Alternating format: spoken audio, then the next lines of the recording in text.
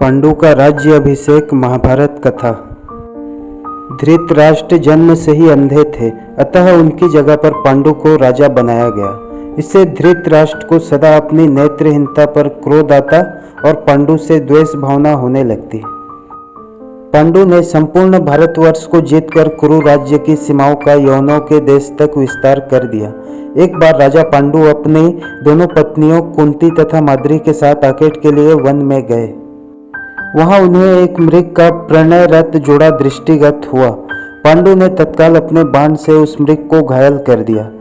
मरते हुए मृग रूपधारी निर्दोष ऋषि ने पांडु को शाप दे दिया, राजन, तुम्हारे समान क्रूर पुरुष इस संसार में कोई भी नहीं होगा।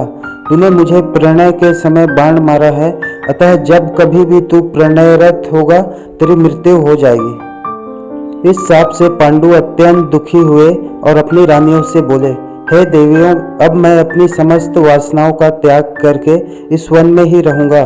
तुम लोग हस्तिनापुर लौट जाओ।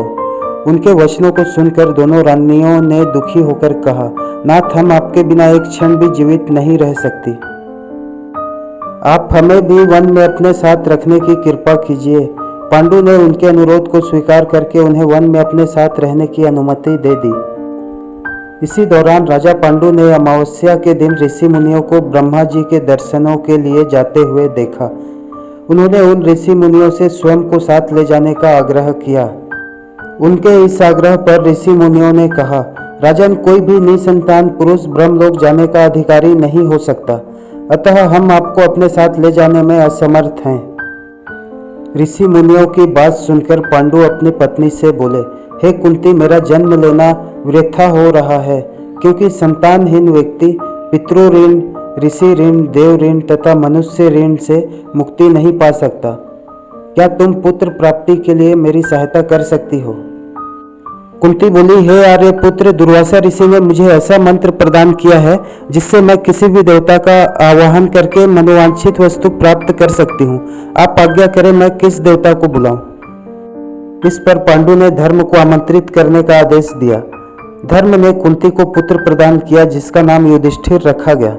कालांतर में पांडु ने कुंती को पुनः 2 बार वायुदेव तथा इंद्रदेव को आमंत्रित करने की आज्ञा दी।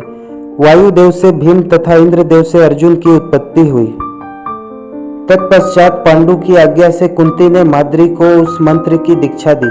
माद्री ने अश्विनी कुमारों को आमंत्रित किया और नकुल तथा सहदेव का जन्म हुआ। एक दिन राजा पांडु माद्री के साथ वन में सरिता के तट पर भ्रमण कर रहे थे। वातावरण अत्यंत रमणीक था और शीतल मंद सुगंधित वायु चल रही थी। सहसा वायु के झोंके से माद्री का वस्त्र उड़ गया। इससे पांडु का मन चंचल हो उठा और वे प्रणय में प्रवृत्त हुए ही थे कि शापवश उनकी मृत्यु हो गई। माद्री उनके साथ सती हो गई, किंतु पुत्रों के पालन पोषण के लिए कुंती हस्तिनापुर लौट आई। वहां रहने वाले ऋषि मुनि पांडवों को राजमहल छोड़कर आ गए।